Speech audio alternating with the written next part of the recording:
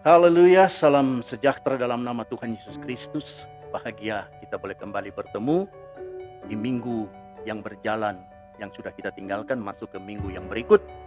Dalam suasana yang sungguh tidak memberikan kepada kita kenyamanan, karena situasi oleh wabah yang sedang menimpa seluruh dunia. Itu sebabnya kita bersyukur sebagai umat tebusan darah Tuhan Yesus Kristus.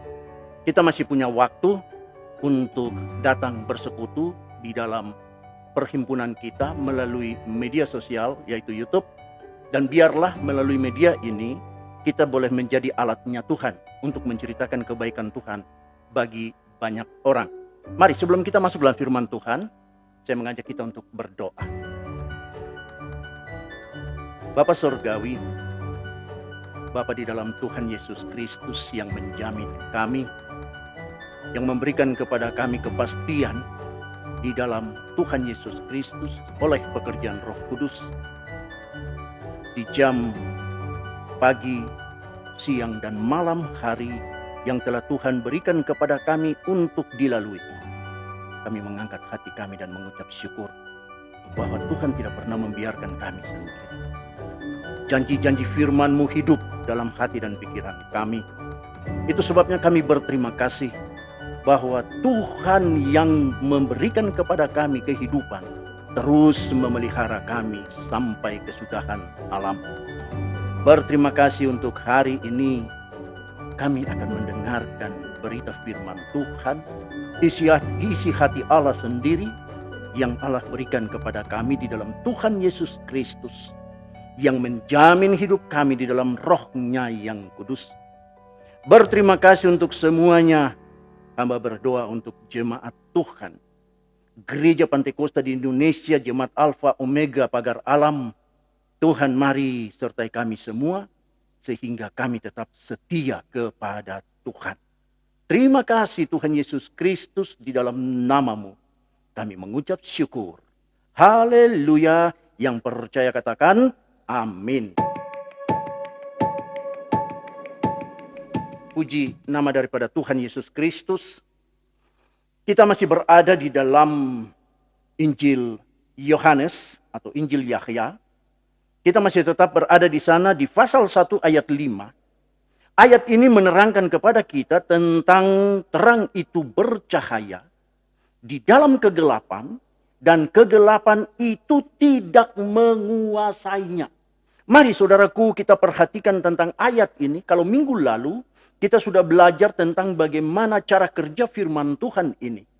Ini sekarang kita belajar bagaimana tentang firman ini berkarya dalam kehidupan kita. Bukan saja sekedar berkarya, tapi memberikan buah, memberikan hasil yang menentukan kepada engkau dan saya masa depan, yaitu surga yang mulia. Kalau kita belajar daripada firman Tuhan ini, bagaimana firman ini memulai bekerja dalam kehidupan orang-orang percaya. Waktu berita pertama kali bagaimana kelahiran daripada Yesus Kristus, saudaraku, firman Tuhan katakan tidak banyak orang yang tahu, tetapi hanya sekelompok kecil, yaitu para gembala. Lalu mulai diberitakan sampai kepada orang Majus, bukan melalui manusia, tetapi melalui Roh Tuhan sendiri yang menjangkau setiap orang. Itu sebabnya saudara perhatikan bahwa ayat ini mengajarkan kita tentang bagaimana firman menjadi manusia. Kalau saudara perhatikan dalam penciptaan, waktu Allah menciptakan langit dan bumi, 6 hari lamanya, hari ke-7 Allah menguduskannya. Ya. Hari ke-6 Allah menciptakan binatang dan manusia. Apa yang terjadi di sana? Saudaraku, Allah memberikan rohnya kepada manusia itu, sehingga manusia menjadi makhluk yang hidup. Lalu apa yang terjadi? Kalau saudara membaca terus dari kitab Kejadian ini, saudara akan menemukan satu kata yang berkata bahwa Allah mengambil kembali rohnya dari manusia itu. Jadi jangan saudara heran kalau kegelapan itu datang menutupi dunia ini. Jangan saudara heran kalau kegelapan ini sedang merajalela menutupi langit dan bumi saat ini. Satu masa saudara akan belajar bagaimana kejadian-kejadian alam yang sedang terjadi. Jangan saudara heran kalau gempa bumi itu terjadi di dalam Injil Matius, di pasalnya yang ke-24 menceritakan tentang akhir zaman. Akhir zaman bukan berarti kesudahan alam, tetapi akhir zaman di mana firman dan roh itu bersama-sama berkarya atas bumi ini. Kalau saya bawa saudara untuk melihat, mari kita lihat sebentar dalam kitab Kejadian. Saudara perhatikan di sana di mana kejatuhan manusia ke dalam dosa. Ya, saudara perhatikan di sana disampaikan, ditulis oleh penulis yaitu Musa. Kenapa dia bisa menulis sedangkan dia hidup tidak di zaman itu? Saya ingin katakan kepada saudara bahwa roh Tuhan dia memberikan kepada engkau dan saya hikmat untuk mengerti. Itulah dikatakan di sana tentang bagaimana roh hikmat dan wahyu yang membuka wawasan engkau dan saya. Saudara perhatikan di sana kejatuhan manusia, saya baca kepada kita, saudara lihat di pasal yang ke-6 bagaimana Tuhan berbicara tentang kejahatan manusia. Saudara perhatikan, saya baca kepada kita dikatakan di sana di pasal yang ke-6 dari ayat yang ketiga tentang kejahatan manusia. Ya. Di ayat yang ketiga katakan, berfirmanlah Tuhan, rohku tidak akan selama-lamanya tinggal di dalam manusia. Karena manusia itu adalah daging, tetapi umurnya akan 120 tahun saja. Saudara perhatikan ayat ini, bahwa manusia tidak berguna tanpa roh Allah. Manusia tidak bisa berkarya tanpa roh Allah. Saudara tahu, musibah seperti ini datang tidak melihat siapa dia, tidak membaca keadaan, tiba-tiba dia sergap. Saya ingin katakan kepada saudara bahwa ayat-ayat ini mengajarkan engkau dan saya bagaimana berbalik kepada Tuhan. Dari seluruh laporan-laporan yang kita lihat di media sosial, ada satu negara yang bebas dari penyakit ini. Saudara tahu negara mana itu? Negara Korea Utara. Kenapa dia bisa bebas? Lebih kejam, saudaraku. Sistemnya lebih kejam. Begitu ditemukan, ya, orang itu mengidap akan penyakit daripada corona ini, saudara tahu apa yang dikerjakan? Dibunuh. Sehingga tidak bisa menular lagi. Yang ingin saya bawa saudara adalah, kita mesti mengerti apa yang sedang terjadi di dunia ini. Iblis sedang berusaha untuk memisahkan manusia dari manusia. Yang tadinya hidupnya bersosial, sekarang berpisah-pisah dan tidak boleh bertemu. Bahkan berjabat tangan pun tidak boleh. Saya ingin katakan kepada saudara, hukum Kristus itu mengasihi Tuhan Allah dengan segenap hati, jiwa, dan akal budi, kekuatan. Dan hukum yang sama dengan yang itu, hukum yang pertama dan hukum yang kedua yang sama dengan itu ialah mengasihi sesama manusia seperti diri sendiri. Ini yang membawa kita untuk boleh belajar bagaimana hidup dalam kasih Kristus. Dan saat ini sedang mulai diganggu gugat di hadapan Allah. Kenapa bisa terjadi? Saudara tahu gereja Tuhan saat ini sedang sakit. Gereja Tuhan yang berhasil di kolong langit ini sedang sakit. Apa sakitnya? Dia merasa dia jauh lebih baik. Dia merasa dia jauh lebih berhasil. Dia merasa dia jauh lebih dapat banyak jemaat. Sedangkan jemaat yang boleh dia ambil dari kandang orang lain. Mari kita belajar sepanjang minggu-minggu berjalan yang kita tinggal di rumah kita. Dan saya akan bawa saudara untuk saudara belajar tentang bagaimana saat ini saudara ada di rumah dan bekerja, tidur, bangun, makan, dan terus bekerja melalui media sosial. Saudara tahu apa yang sedang terjadi? Ya, apa yang sedang terjadi? Kalau saudara baca daripada keempat Injil, saudara akan menemukan di sana tentang perkataan Tuhan Yesus bahwa ada dua orang yang bekerja di ladang Yang seorang diambil dan yang seorang ditinggalkan. Yang seorang dibawa dan seorang ditinggalkan. Ada dua orang di tempat tidur. Yang seorang ditinggalkan dan seorang dibawa. Bukan diangkat, dibawa. Artinya dipisahkan. Jadi saya mengingatkan saudara sebagai jemaat Tuhan. Yang saat ini berada di rumah. Sambil mendengarkan firman Tuhan, sambil meremelek, sambil berguling-guling. Sambil makan, minum, tidak ada yang tahu. Tapi saya ingin katakan kepada saudara, hatimu tetap tertuju kepada Tuhan. Jangan sampai masa itu tiba, lalu engkau tidak dibawa. Mungkin suami lagi santai, istrinya sudah dibawa pergi oleh Roh Kudus. Atau anak-anaknya lagi berdoa, ibu bapaknya lagi tidur, dibawa anak-anak ini pergi. Begitu bangun cari kemana mereka, saudara tidak usah heran. Injil Matius pasal 25 menceritakan tentang bagaimana 10 anak darah. 5 yang pandai, 5 yang bodoh. Apa yang terjadi di sana? Yang 5 ini santai. Yang 5-nya mempersiapkan diri. Jadi saya berharap saudara selama saudara tidak datang bersekutu di rumah ibadah, saudara tetap setia kepada Tuhan. Saudara perhatikan ayat ini.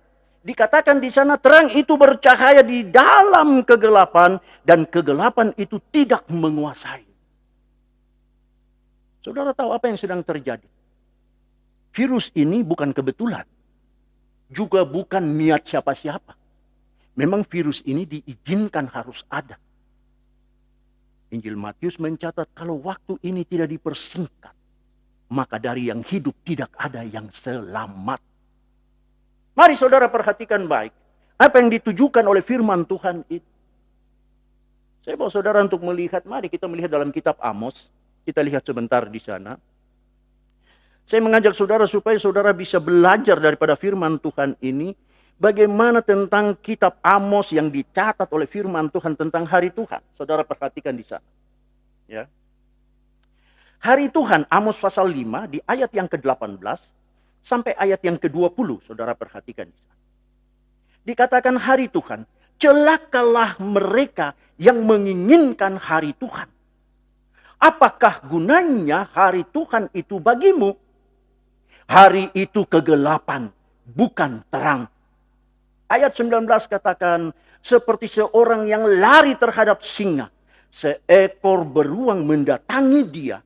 Dan ketika ia sampai ke rumah, bertopang dengan tangannya ke dinding, seekor ular memagut dia. Ayat 20 katakan, bukankah hari Tuhan itu kegelapan? Dan bukan terang, kelam kabut dan tidak bercahaya. Saudara tahu? Yang dimaksud hari Tuhan ini adalah situasi yang sedang kita hadapi. Semua kejadian ini ada dalam pengetahuan Tuhan Allah yang punya langit dan bumi ini. Tuhan tahu segala sesuatu. Apakah Tuhan mengasihi kita? Ya, dia tetap mengasihi. Bahkan Injil Yohanes pasal 3 ayat 16 katakan, jelas ditegaskan di sana, bahwa karena begitu besar kasih Allah akan dunia ini, sehingga ia mengaruniakan anaknya yang tunggal, supaya setiap orang yang percaya kepadanya jangan binasa. Mari, saudaraku, perhatikan baik, apa sebenarnya yang diinginkan Tuhan dalam hidup kita. Masa-masa ini, penyakit ini, virus ini, yang menentukan cepat atau lambat adalah hati kita kepada Tuhan. Maukah saudara berbalik kepada Tuhan? Saudara belajar dalam kitab Hagai, di sana ditegaskan tentang hidup yang merasa aman, merasa berhasil. Sehingga dia tidak perlu lagi manusia rohaninya dibangun. Tetapi firman Tuhan katakan di sana, naiklah ke gunung. Untuk apa ke gunung? Untuk melihat keindahan alam? Tidak. Sebagaimana firman Allah datang kepada Ibrahim. Dikatakan di sana, bawalah anakmu yang tunggal itu dari istri yang sah, bukan yang tidak sah.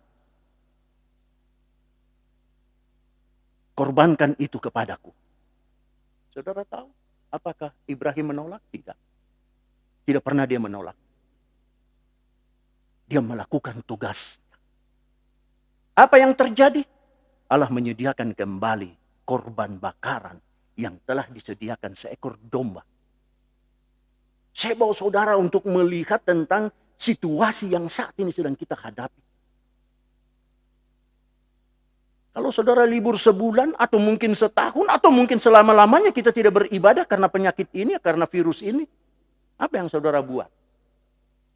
Pertanyaannya, kira-kira masuk surga enggak kita ini?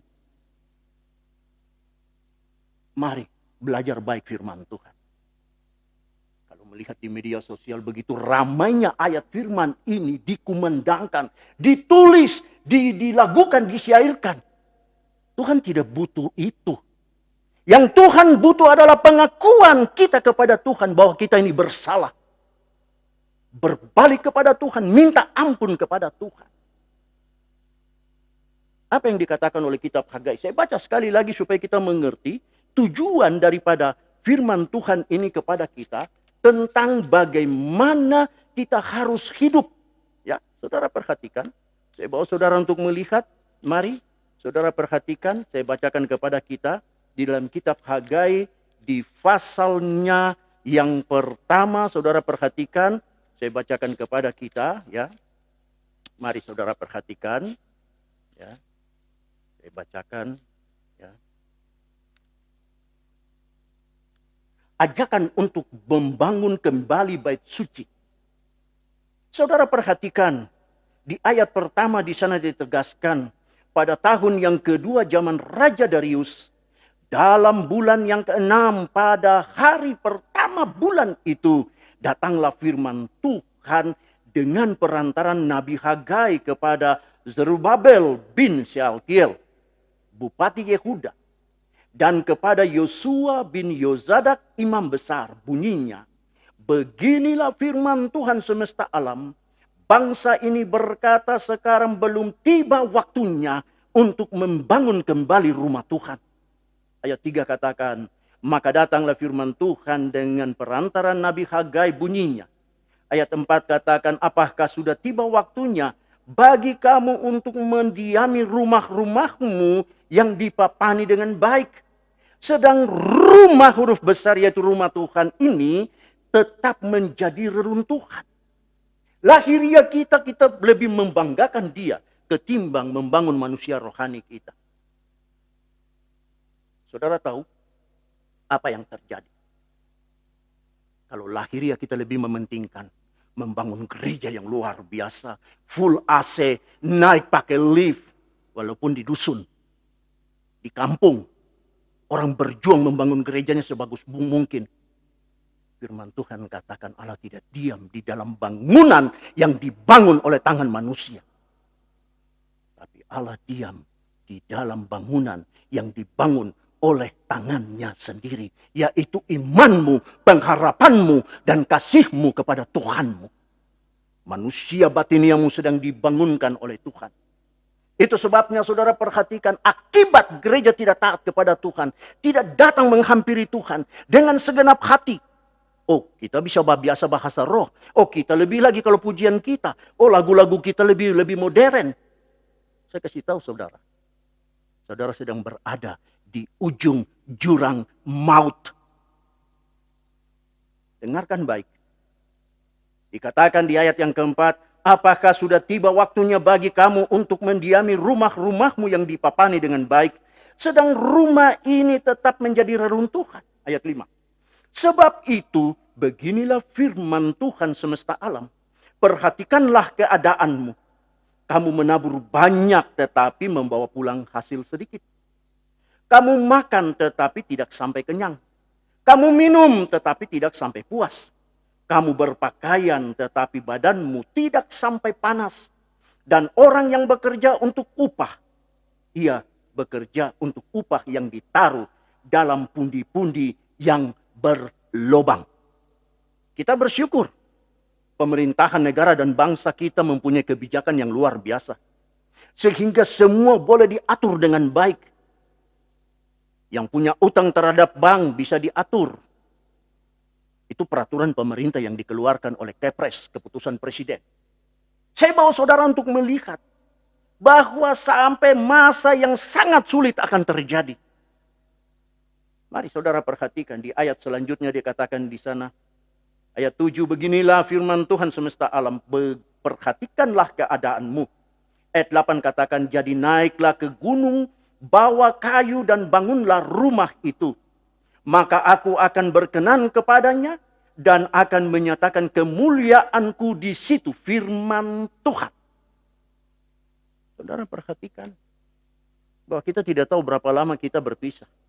Berapa lama kita tidak bertemu, dan mungkin besok kalau saudara bertemu, di minggu-minggu yang diizinkan Tuhan boleh bertemu, kita sudah berubah wajah.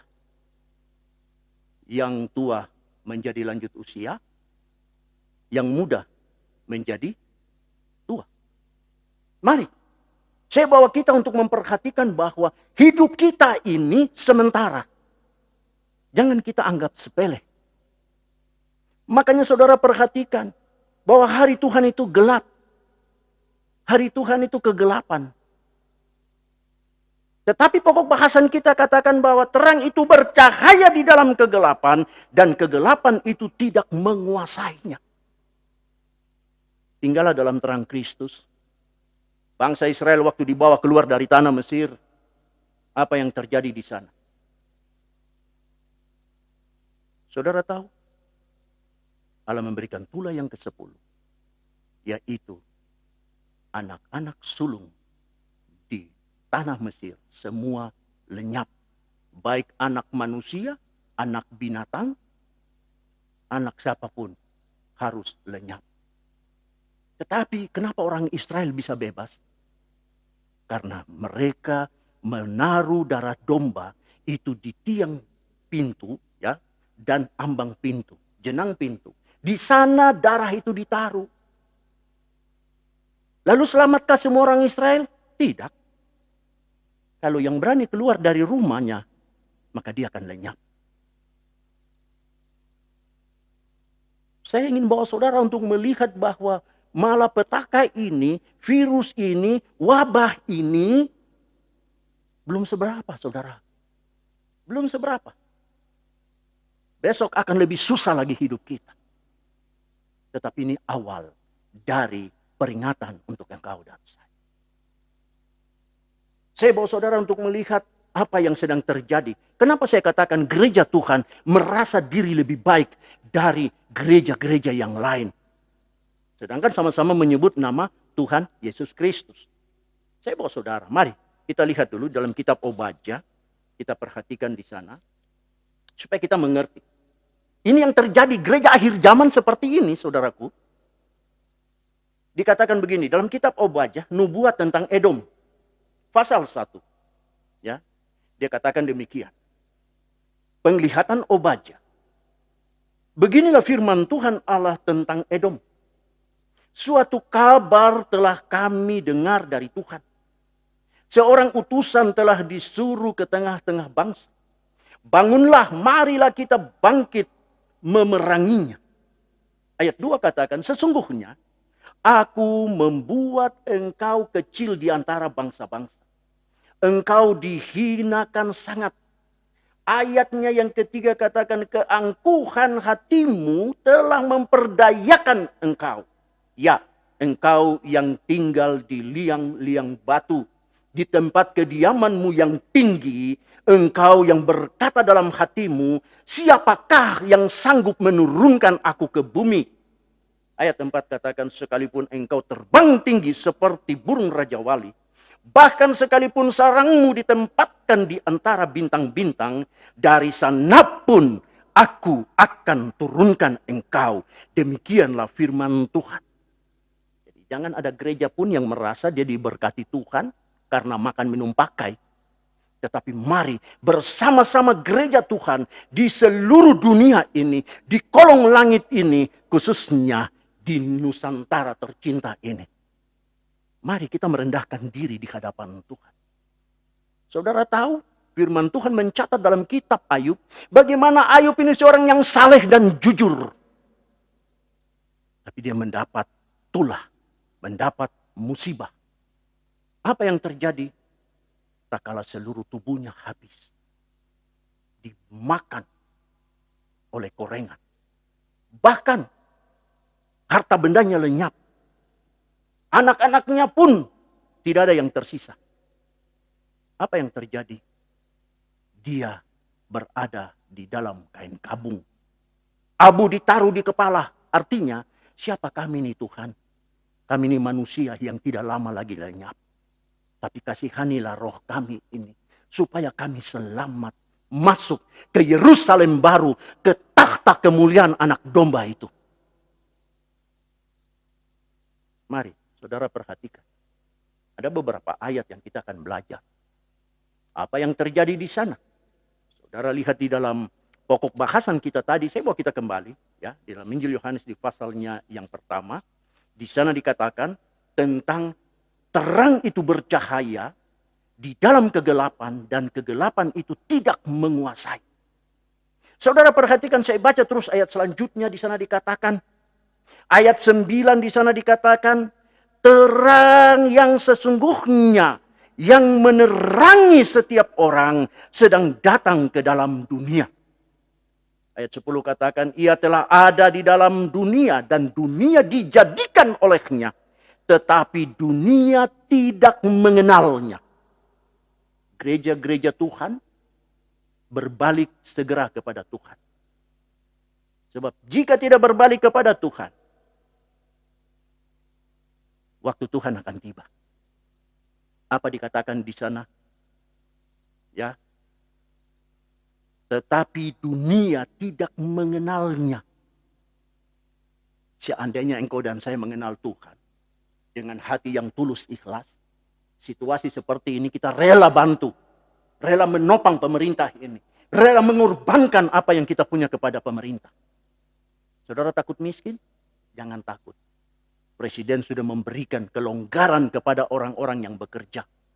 Bahkan listrik lampu pun boleh yang paling kecil, berapa watt itu yang paling kecil, dibebaskan, tidak usah bayar. Itu kemudahan yang dibuat pemerintah.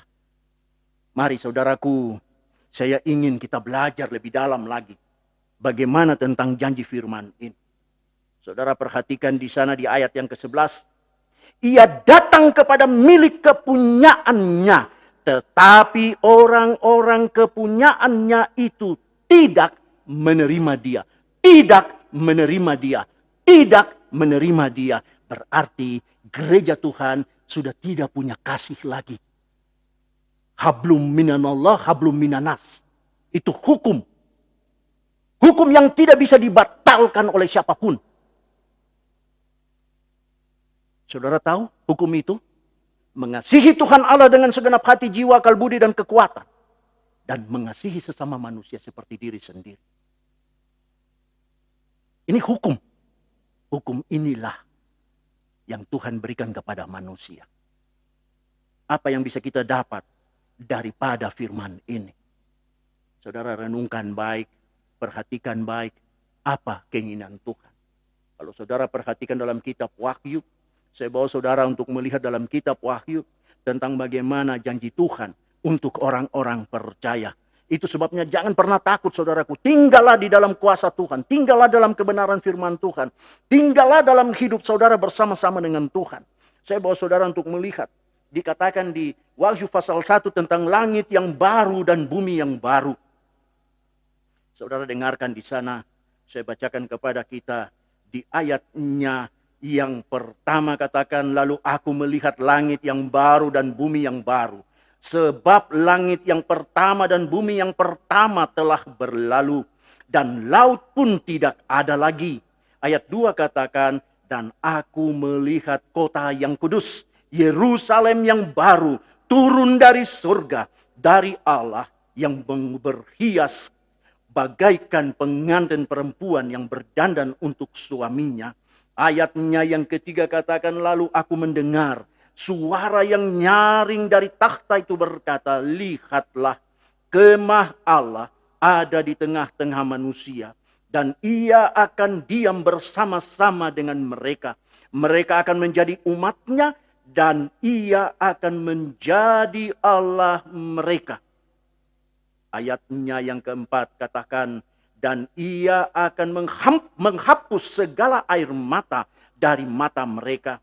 Dan maut tidak akan ada lagi. Saudara perhatikan, dan maut tidak akan ada lagi. Tak kalah saudara tinggal dalam firman Tuhan. Hidupmu pasti diberkati Tuhan. Jangan pernah engkau takut kalau engkau keluar duitmu. Jangan engkau pernah takut kalau engkau kehilangan harta bendamu. Karena Tuhan menyediakan jauh lebih baik dari apa yang sedang engkau hadapi di dunia ini. Seandainya mobilmu itu kekal, begitu engkau lahir orang tuamu membeli mobil itu dan engkau pakai seumur hidupmu sampai mati. Tapi kan tidak. Mari perhatikan baik. Bahwa hidup kita ini sementara. Sama dengan apapun yang kita punya itu sementara. Masa garansi, masa yang kita pakai itu terbatas. Mobil baru paling kuat 5 tahun. 5 tahun harus dijual, ganti lagi yang baru. Kenapa? Kalau tidak banyak tuntutan. Jadi saudara perhatikan baik. Saya bawa saudara untuk melihat di ayat keempat tadi. Dikatakan, dan ia akan menghapus segala air mata dari mata mereka. Dan maut tidak akan ada lagi. Tidak akan ada lagi perkabungan atau ratap tangis atau duka cita. Sebab segala sesuatu yang lama itu telah berlalu. Tuhan memberkati. Mari kita tunduk kepala dan berdoa. Tuhan, Engkau mengenal hati dan pikiran kami. Bahkan Engkau tahu segala sesuatu dalam hidup kami. Sebelum kami ada di kolong langit ini, Engkau telah tahu dan mengenal siapa kami. Sebab semua yang terjadi sampai nampak oleh mata ini harus melalui persetujuan. Bapa, kami bersyukur bahwa kami menyapa Tuhan Allah yang punya langit dan bumi ini sebagai Bapa di dalam roh kami, bukan di dalam lahiriah. Kami sadari itu. Agama ini hanya baju untuk menutupi aurat kami, menutupi kesalahan kami, menutupi kesombongan kami, menutupi keangkuhan kami, menutupi rasa angkuh yang tinggi sehingga kami merasa sama dengan Tuhan. Mari tolong kami supaya kami berubah cara berpikir. Sebab firman-Mu itulah yang bisa merubah pikiran kami. Teringat akan pahlawan-pahlawan iman yang telah lalu oleh pemberitaan Injil Kristus melalui seorang pahlawan iman yang bernama Rasul Paulus. Di sana dia katakan bahwa aku rasul yang paling hina dari semua rasul. Kami bersyukur bahwa di akhir zaman ini, di masa kasih karunia ini, kami hidup dalam kelimpahan Tuhan. Dan kami terus taruh hidup kami dalam tangan Tuhan. Supaya hidup kami ini kalau boleh Tuhan, jadikan alat-Mu berguna bagi banyak orang, bagi negara dan bangsa kami, bagi kota di mana kami tinggal, bagi orang lain, lingkungan, tetangga-tetangga kami. Kerinduan hati kami seperti itu. Berikan kerajinan kepada kami untuk melakukan kebaikan. Berikan kami kerajinan untuk melakukan apa yang diinginkan firman Tuhan dalam hidup kami. Kami sadari kenapa bangsa Israel ditindas di tanah Mesir. Bangsa Israel ini ditindas di tanah Mesir tak kalah mereka tidak setia lagi kepada Tuhan. Karena mereka merasa hidup mereka sudah nyaman. Firman Tuhan mencatat di dalam Keluaran pasal 5 di ayatnya yang ke-7, di sana ditegaskan bahwa bangsa ini malas. Tetapi mari Tuhan tolong kami sehingga kami tidak malas berbuat baik. Kami tidak malas taruh harap sama Tuhan. Kami tidak malas untuk mencari terus wajah Tuhan. Kami tidak malas untuk selalu bersyukur. Nama Tuhan Yesus Kristus diagungkan dan ditinggikan. Terima kasih Bapa untuk semua kasih karunia. Terima kasih untuk kemurahan dan belas kasihan. Di pagi ini menuju siang sampai pada malam, kami terus mengangkat hati kami kepada Tuhan, berdoa untuk jemaat Tuhan yang tidak dapat menikmati perkataan firman Tuhan ini. mungkin berada di luar kota, mungkin saat ini tidak bisa kembali karena situasi. Tapi kami terus berdoa supaya jemaat Tuhan bisa masuk ke dalam perkataan firman Tuhan dan menikmati perkataan itu. Sehingga apa yang dikatakan oleh firman Tuhan itu nyata dalam hidup mereka. Mari memberkati kami semua sebagai umat tebusan darah Kristus. Berdoa untuk jemaat Tuhan yang lemah dikuatkan, yang bimbang diteguhkan, yang ragu-ragu ditetapkan hatinya, bahkan yang sakit disembuhkan. Di dalam nama Tuhan Yesus Kristus sembuh. Kami percaya perkataan firman ini hidup. Itu sebabnya kami taruh hidup kami dalam tangan. Memberkati seluruh usaha mata pencaharian jemaat. Pakai mereka dengan luar biasa untuk menjadi saluran berkat bagi orang lain. Mereka rela melakukan kebaikan karena itulah keinginan daripada firman yang hidup dalam hati dan pikiran manusia. Itulah yang sedang dibangun oleh Allah sendiri di dalam rohnya yang kudus. Untuk membentuk manusia rohani, manusia batinia yang nantinya tak kala roh manusia tinggalkan jasad ini. Karena dari tanah diambil kembali ke tanah. Dan roh ini kembali masuk ke dalam manusia batinia yang sedang dibangun. Mari berikan kepada kami roh hikmat dan wahyu-Mu untuk mengerti dan mengenal Kristus dengan benar. Supaya kami boleh melakukan kewajiban kami di hadapan-Mu bagi kemuliaan nama Tuhan Yesus Kristus di bumi ini. Bapa Surgawi,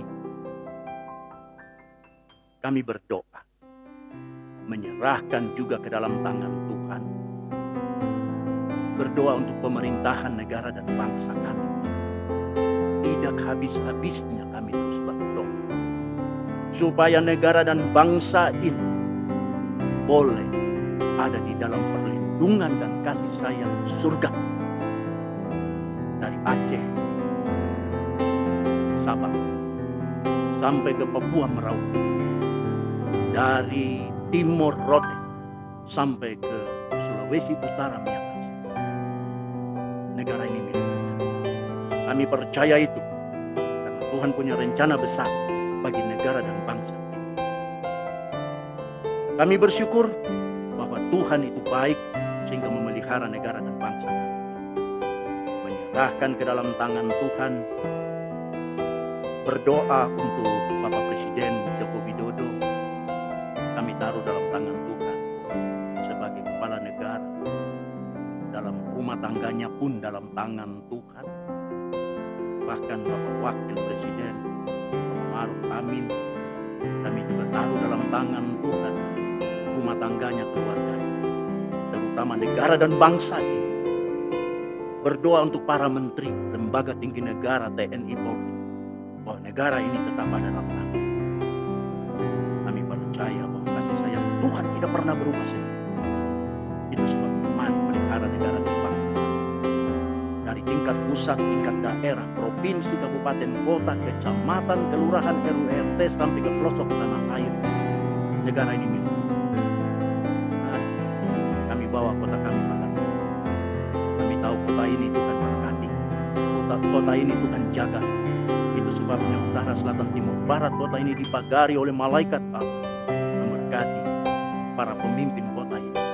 Baik Pak Wali Kota, kami serahkan dalam tangan Tuhan. Pak Alfian, menyerahkan juga Pak Wakil Wali Kota, Pak Fadli. Tuhan perhatikan mereka dalam tugas tanggung jawab mereka. Bahkan kami percaya Tuhan yang berjanji bersedia. Sehingga kota kami ini adalah kota dalam damai sejahtera Tuhan. Kota yang selalu ada dalam perlindungan dan kasih sayang Tuhan. Karena kami umat tebusan darah Kristus yang berdiri dan mempertahankan kota ini. Kami berdoa untuk seluruh elemen pemerintah kota ini. Kami taruh TNI, Polri, keamanan. Karena kami percaya melalui keamanan ini situasi ini membaik. Karena kami boleh belajar dari aturan-aturan yang dibuat oleh pemerintah. Sebab pemerintah itu dilantik oleh Allah sendiri. Dan kami percaya bahwa apa yang dikatakan oleh pemerintahan negara dan bangsa ini kepada warga negara. Kami percaya ada hasil yang memuaskan bagi kemuliaan nama Tuhan Yesus Kristus di negara dan bangsa kami. Terima kasih untuk semua yang telah Tuhan berikan. Mari kami berdoa untuk keluarga kami yang jauh daripada kami. Tuhan jaga mereka, Tuhan pelihara mereka, sebagaimana Tuhan telah menjaga kami, sehingga kami semua dalam keadaan baik. Bersyukur dan berterima kasih. Kami taruh roh, jiwa, dan tubuh kami ini, bahkan hati dan pikiran kami, sebagai korban bakaran yang hidup. Biarlah seluruh hidup kami boleh menjadi alat minyak Tuhan. Bersyukur dan berterima kasih hanya di dalam satu nama, yaitu Tuhan Yesus Kristus yang telah mengajari kami doa Bapa kami. Bapa kami yang di surga, dikuduskanlah namamu, datanglah kerajaan-mu, jadilah kehendak-mu di bumi seperti di surga. Berikanlah kami pada hari ini makanan kami yang secukupnya, dan ampunilah kami akan kesalahan kami, seperti kami juga mengampuni orang yang bersalah kepada kami. Dan janganlah membawa kami ke dalam pencobaan, tetapi lepaskanlah kami daripada yang jahat. Karena Engkaulah yang punya kerajaan dan kuasa dan kemuliaan sampai selama-lamanya.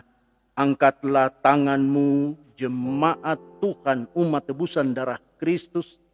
Dengarkanlah perkataan firman Tuhan ini. Janganlah meninggalkan firman itu, maka engkau akan dipeliharanya. Kasihilah firman itu, maka engkau akan dijaganya. Junjunglah firman itu, maka engkau akan ditinggikannya. Engkau akan dijadikan terhormat apabila engkau memeluk firman itu. Hai anakku, kata firman Tuhan, dengarkanlah dan terimalah perkataan firman itu, supaya tahun hidupmu menjadi banyak. Firman mengajarkan jalan hikmat kepadamu. Firman memimpin engkau di jalan yang lurus. Bila engkau berjalan, langkahmu tidak akan terhambat. Bila engkau berlari, engkau tidak akan tersandung. Berpeganglah pada didikan firman itu, janganlah melepaskannya. Peliharalah firman itu, karena dialah hidupmu. Mari saudaraku kekasih dalam Tuhan Yesus Kristus, terimalah berkat di dalam nama Bapa, Putra, dan Roh Kudus, yaitu Tuhan Yesus Kristus, yang sanggup memelihara engkau dan saya, yang membawa engkau dan saya melewati hari-hari yang diberkati Tuhan menurut firman-Nya. Firdaus Eden yang permai, Yerusalem baru, pintu surga yang mulia, menanti engkau dan saya, karena di sanalah namamu dan namaku terdaftar. Damai sejahtera Tuhan yang melampaui segala akal dan pikiran manusia menanti engkau dan saya di pintu rumahmu dan pintu rumahku hari ini sampai Maranatha, Yesus datang kembali menjemput engkau dan saya. Haleluya. Yang percaya katakan amin.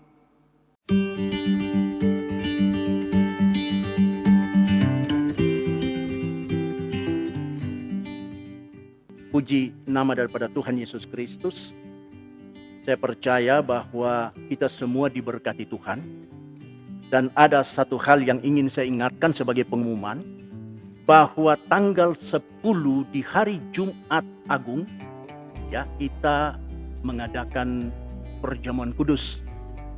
Saya berharap Bapak Ibu mempersiapkan diri untuk sama-sama kita masuk dalam perjamuan kudus itu. Baik di tempat kita masing-masing, kepala-kepala keluarga atau orang tua yang memang sebagai kepala rumah tangga.